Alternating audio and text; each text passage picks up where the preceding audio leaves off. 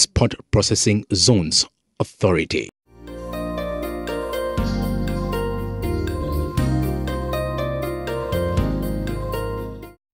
June 10th, 2008, and the country's new development blueprint is launched. Kenya Vision 2030. Its objective? To transform Kenya into a newly industrializing middle-income country that provides high quality of life to all its citizens by the year 2030. We have already seen where to go, and now we know we are going to follow that development plan. And I am quite sure myself we will succeed very well. Since the launch of this economic blueprint, the government, through its ministries and state agencies, has embarked on a vigorous process to bring the country closer and closer to the realization of Vision 2030. Export Processing Zones Authority is one such agency under the Ministry of Trade. The essence of initiating export processing zones and the authority in this country was one to substitute imports. Africa and countries in East Africa were over-relying on imports. The leadership felt there was need for us to sell Kenya, to export, to create jobs for our youth, to attract investors into this country. Needless to say, Export Processing Zones Authority has launched a strategic plan that reflects the spirit of Kenya Vision 2030. The 5-year strategic plan covers the period 2009 to 2013.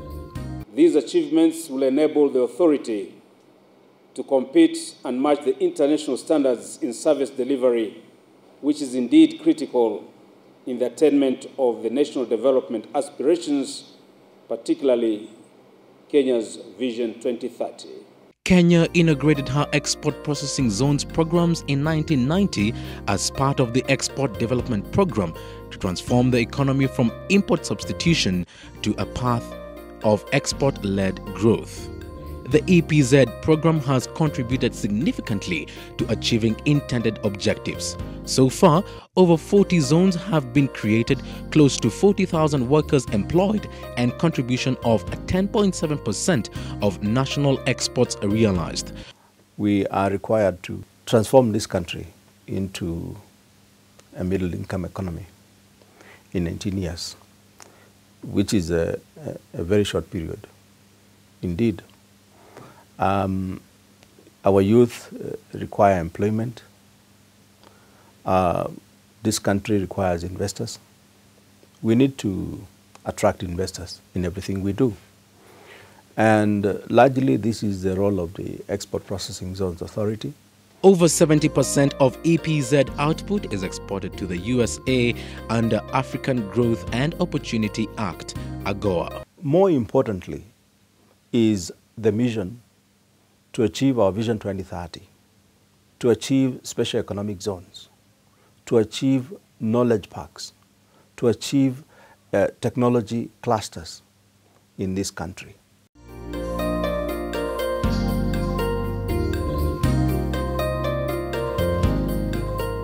Now, the EPZ Authority believes the future of export processing zones is in turning them into service centers where knowledge is the main commodity. That it is time that Kenya embrace the concept of knowledge-based economy. A knowledge-based economy is an economy that relies on its people knowledge base and lesser on availability of resources. It is against this backdrop that Export Processing Zones Authority on 24th August 2011 signed a Memorandum of Understanding with Mount Kenya University, a leading chartered university operating as a non-profit-making institution of higher learning in East Africa. Mount Kenya University, as an institution of higher learning, is taking a very strategic position in the arena of academics. And this is because, as a university, we are doing the right thing at the right time. We are able to interpret the university mission well.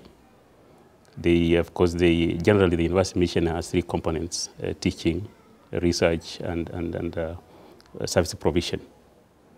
And because we are able to interpret the mission well, we are able to implement the mission effectively. The signing ceremony was witnessed by Minister for Trade, Honorable Chirao Ali Makwere, at EPZ headquarters in Athi River. It is indeed a great pleasure for me to be here with you today to preside over this important aspect that is destined to have a great impact in the economy of this country, the promotion of the knowledge economy.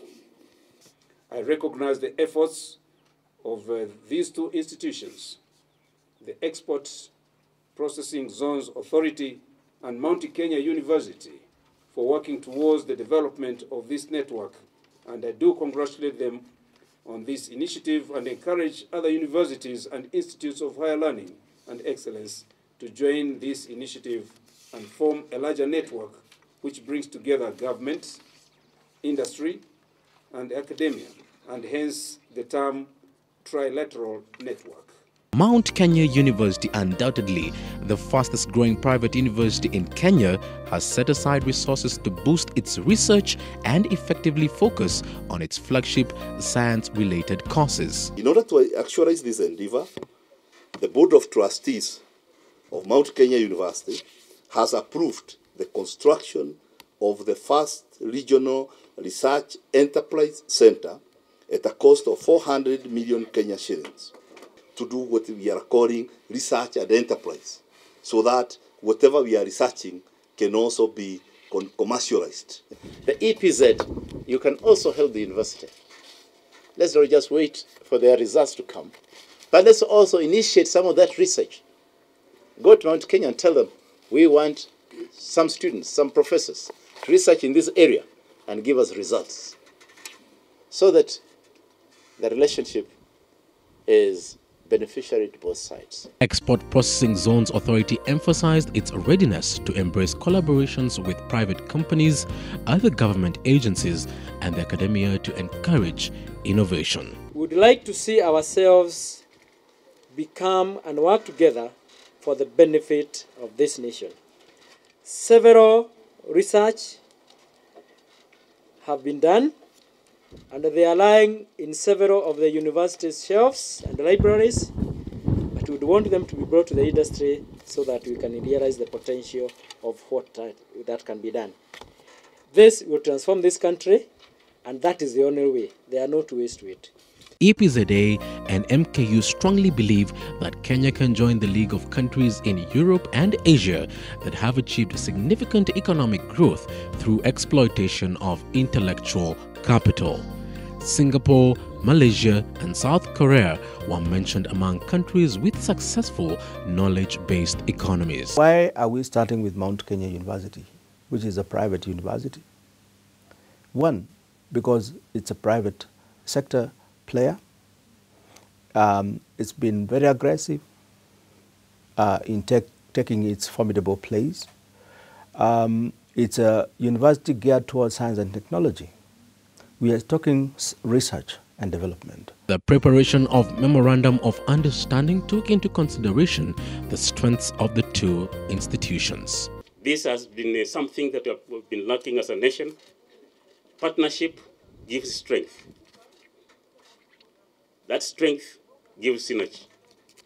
And once you have synergy, you can cross whatever river. We recognize the strength of APZ. We also appreciate our own strength. We appreciate the value of research. We appreciate the value of innovation. We appreciate the value of having a parent. Indeed, the signing of MOU between EPZA and Mount Kenya University will enable the two institutions to implement projects relevant to the country's determination to realize Vision 2030. The university and the industry and the public sector must link up together to be able to move out this country to a knowledge economy. Each one has its own role in that setup. There is realization that the education sector must play its role in the whole of Vision 2030. And it's an important role if we have to move to 2030, Vision 2030, in the provision of the labor, of manpower, high-level manpower. and provision of technologies to produce innovations. The term knowledge-based economy results from a fuller recognition of the role of knowledge and technology in economic growth. It is estimated that more than 50% of the world's major economies is now knowledge-based. All over the world, the countries that are growing, they are only utilizing the knowledge to produce products. For how long are we going to work towards a resource-based economy? Kenya has to focus on its knowledge. And fortunately, we have a good knowledge base in this region. The knowledge-based economy is characterized by the need for continuous learning. Interactive learning involving both the producers and users of knowledge is the driver of innovation. Thus, this new partnership between EPZA and MKU is expected to attest to this. The current education program in this country, and particularly at the universities, needs to be fortified, if you like, needs to be brought closer to the workplace, if you like. We are looking forward to a situation whereby graduates from a university will walk into a workplace and start working the following day. We have moved very fast in terms of MOU, considering we are a private university. We can be able to move faster in terms of that kind of collaboration. And implementation has been the shortest time. So we are expecting that we will do our best, the two institutions, and play their roles in the whole of MOU. And within a very short time, we will see the products. The 4 pillars of knowledge-based economy include economic and institutional regime, education and skills, information and communication infrastructure, and innovation system. And to innovate, we must research. And to research, we must work with all our academia. We must work with all our universities so that the innovations they come up with, those good ideas that can be converted into business or industry, can be properly incubated.